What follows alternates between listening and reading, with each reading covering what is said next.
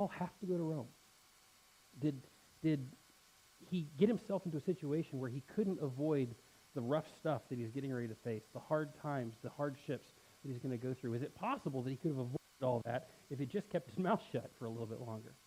Well, let's look at Acts chapter 27 and see all the stuff that he went through. Starting in verse 1, it says, "When it was decided that we would sail for Italy, Paul and some other prisoners were handed over to a centurion named Julius, who belonged to the imperial regiment." Now notice that "we" that's included again. Luke is back with the team. He's on board, and so he's going to go through all the same stuff that Paul goes through. So we're going to get really a first-hand account of everything that happened here. And so they sail off and they leave, let's see, from your perspective, they leave Caesarea Maritima and they make their way up the Mediterranean coast, hitting port cities along the way. And they're being transported by the centurion and some soldiers, a company of soldiers, to sort of keep the prisoners, because it's not just Paul and Luke, it's some others as well. And so they're moving along the way, and everything seems to be going smoothly until you get to about verse 4, and it says that the winds were against us. And they had to go to the north side of Crete instead of the south side, which would have been the faster route. And it's not bad, because Crete's a big, long island, but the reality is that it's kind of foreshadowing of how things are getting ready to go. Look at verse 6. It says, they landed in a place called Myra, and it says there, "The centurion found an Alexandrian ship sailing for Italy and put us on board, and we made slow headway for many days and had difficulty arriving in Cnidus. When the wind did not allow us to hold our course, we sailed for the lee of Crete, opposite Salmone, and we moved along the coast with difficulty and came to a place called Fair Havens in the town of Lasa. Much time had been lost, and sailing had already become dangerous, because now it was after the Day of Atonement. So Paul warned them, 'Men, I can see that our voyage is going to be disastrous and bring great loss to the ship and the cargo, and to our own lives also.' But the centurion, instead of listening to what Paul said, followed the advice of the pilot and the owner of the ship." Now, to be fair, that only makes sense. Why wouldn't the centurion listen to the pilot and the owner of the ship? Surely they know sailing, right? Surely they understand how to do this. They certainly have a lot more expertise than this tent-making preacher, right? Well, Paul may not have been an expert sailor, but he was an expert in sailing disasters. At this point, Paul mentions in 2 Corinthians chapter 11 that he had been in 3 shipwrecks. What's interesting about that is that 2 Corinthians was probably written in 57 AD, and this story takes place in 59 AD. So Paul has already been through a lot of what could go wrong on a boat. So he knows a thing or two, right? He knows a thing or two because he's seen a thing or two, right? But Paul is ignored, which only makes sense. And they sailed for this other port called Phoenix. It's a little to the west. The problem with Phoenix is it's on the tip of the island, so the wind can come from both the north and the south, and they've got a southern wind, and it looks like they're going to make it, but then pick it up in verse 14. It says, "Before very long, a wind of hurricane force called the northeaster swept down from the island. The ship was caught by the storm and could not head into the wind." In other words, they couldn't get back up where they were, this way for you guys, get back up to where they were trying to get, because the wind's coming down this way. And it says, so we gave way to it and were driven along. As we passed the lee of a small island called Cauda, we were hardly able to make the lifeboat secure. And when the men had hoisted it aboard, they passed ropes under the ship just to hold it together.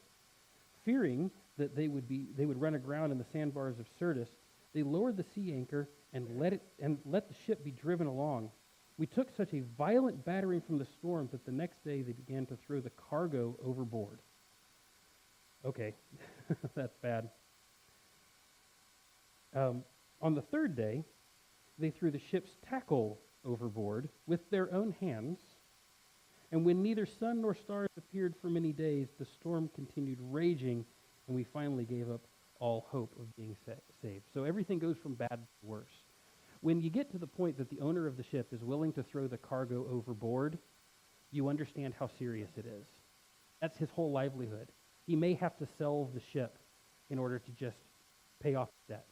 This may completely bankrupt him. But when the sailors start to throw the tackle overboard, all of a sudden, it's not about trying to sail anywhere anymore. You understand that what they're in is full-on survival mode. if the storm lets up, they have no way to steer the ship and move forward.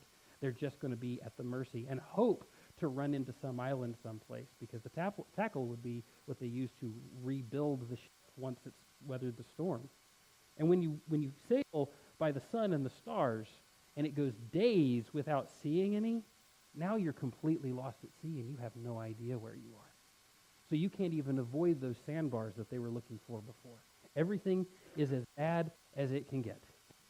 And then it gets worse. Look at verse 21.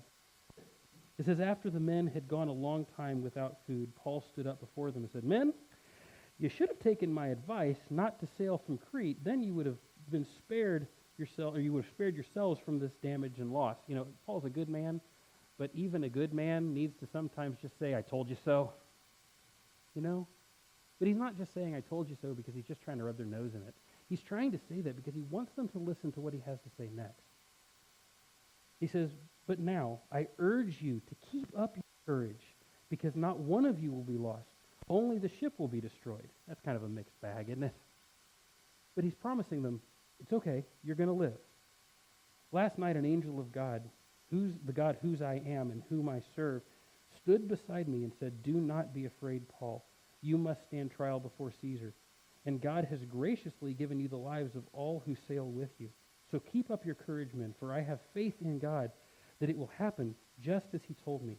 Nevertheless, we must run aground on some island. So everyone on board is panicking, and rightly so. They are all losing hope. But not Paul. For what reason? Well, we know a reason. Paul is able to keep his peace and stay calm in the midst of everyone else panicking or running around, right?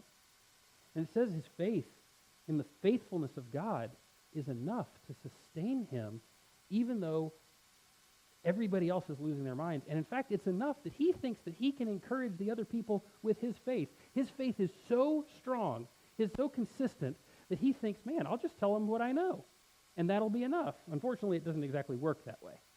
Luke goes on to tell us that 14 nights into the storm, it gets so bad that some of the guys try to escape. They want to lower some lifeboats down into the water and sail off. I don't know what they were thinking. How could be being in a lifeboat in a storm better than being in a ship in a storm? But whatever. Panic makes you do dumb things. And Paul goes to the centurion and says, look, if all those men leave, you can't be saved. You and the soldiers can't be saved. So the soldiers cut the ropes, which is kind of wild when you think about it. Paul's faith in what God had told him was enough to make the centurion listen to him and cut the ropes and keep all the men on board, because Paul had made this promise. So they cut the ropes to the boats, and Paul's faith in that moment supersedes all other concerns. Look at verse 33. Just before dawn, Paul urged them all to eat. For the last 14 days, he said, you have been in constant suspense and have gone without food. You haven't eaten anything. Now I urge you to take some food. You need it to survive. Not one of you will lose a single hair from his head. After he said this, he took some bread and he gave thanks to God in front of all of them, and he broke it and he began to eat. And they were all encouraged, and they ate some food themselves. Altogether, there were 276 on board, and when we had all eaten as much as we wanted, well, they had all eaten as much as they wanted, they lightened the ship by throwing the grain into the sea. When daylight came, they did not recognize the land, and but they saw a bay with a sandy beach where they decided to run the ship aground if they could.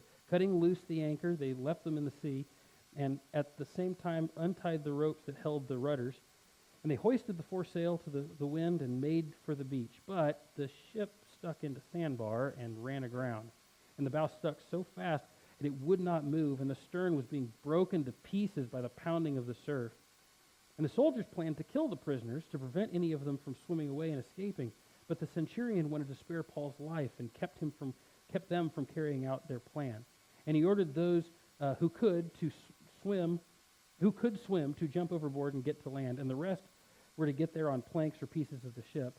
And in this way, everyone reached safety. So the soldiers are just doing what they're supposed to do. They could not let the prisoners escape. They could not. It was their lives if they did.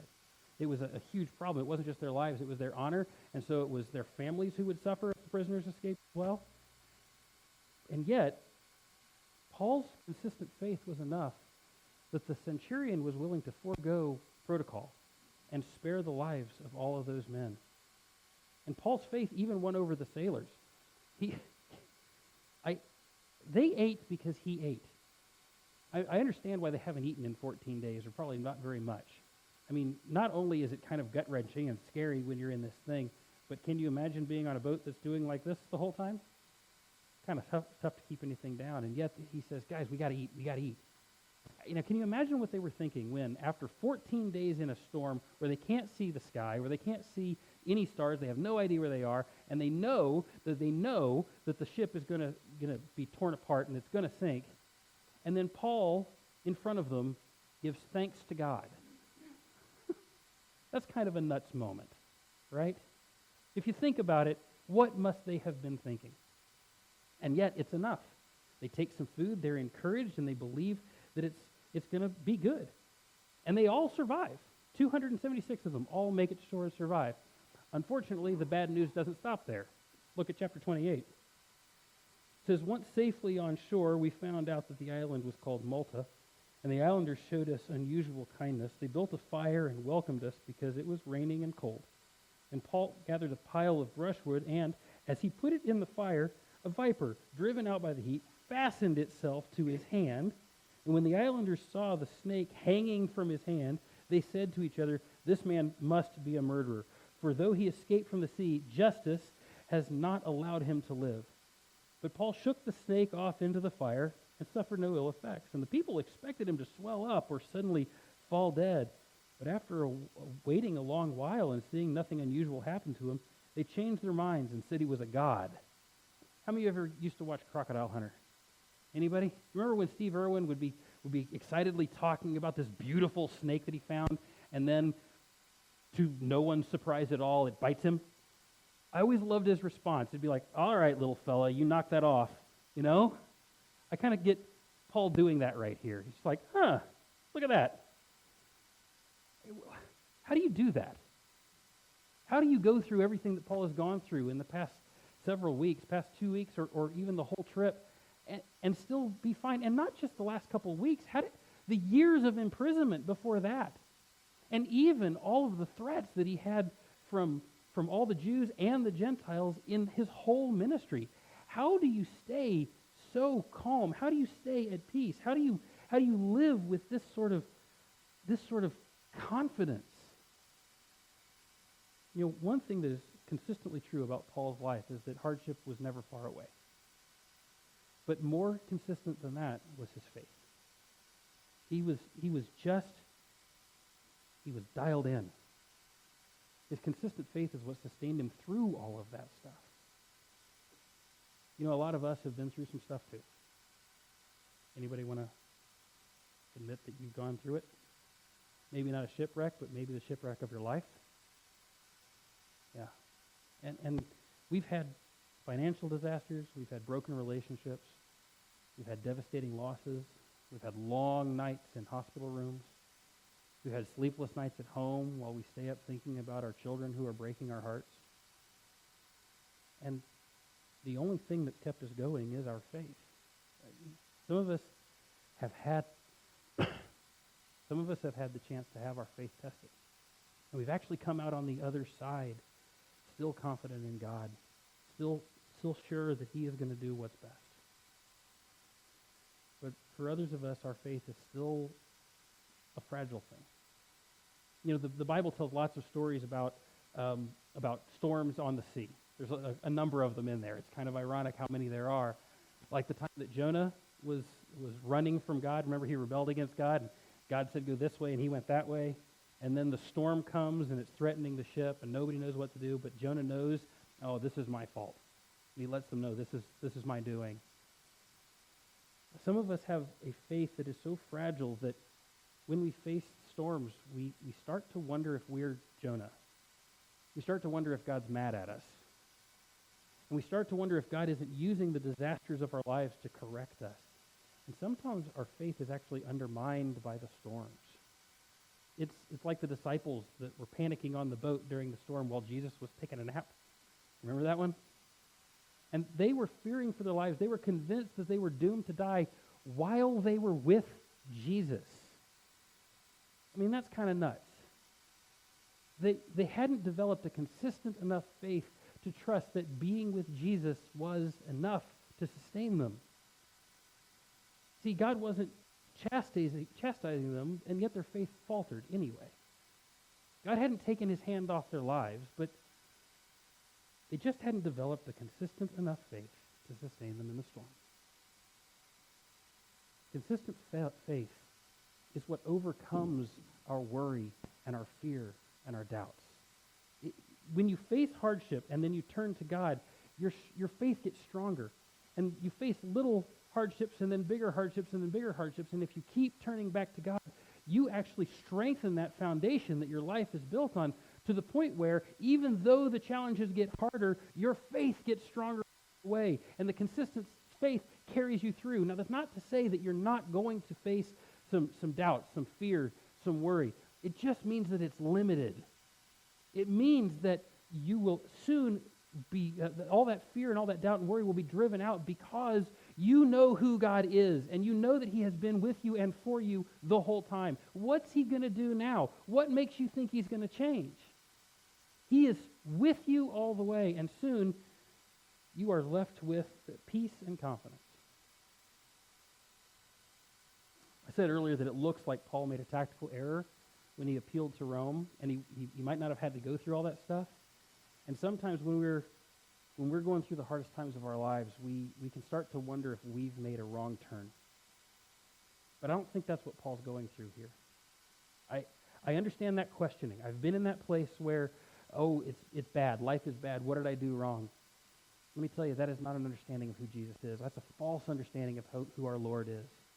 Yes, he will discipline those he loves, but he doesn't send us through hell. He keeps us out of hell. He sometimes will allow some things so that we draw back to him, but it's not to chastise us. See, I don't think Paul is questioning whether or not he's taken a wrong turn here, because I know that he has confidence in Jesus because he has confidence in the promises of the Lord. All the way back in chapter 23, Paul had faced the mob, and he was in protective custody in the barracks with the Romans, and that night he learns exactly what his future looks like if he continues to follow Jesus. In verse 11 it says, "The following night the Lord stood near Paul and said, 'Take courage. As you have testified about me in Jerusalem, so you must also testify in Rome.'" Paul knew, beyond a shadow of a doubt, that Rome was his future, and nothing would change that. Not storms, not shipwrecks, not snakes. Nothing was going to change what Jesus had already told him was going to happen, because that's what God does. He tells you the future, and he's right, because he knows it, and he has the power to make it happen.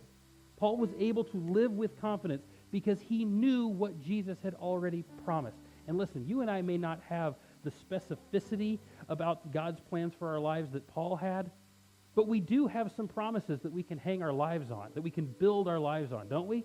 I mean, we know that our future is in the Lord's hand, and he has promised us that he will complete his sanctifying work in our lives, and he has promised us that he will come back for us and bring us fully home, and he has promised us that we will spend eternity with him in paradise.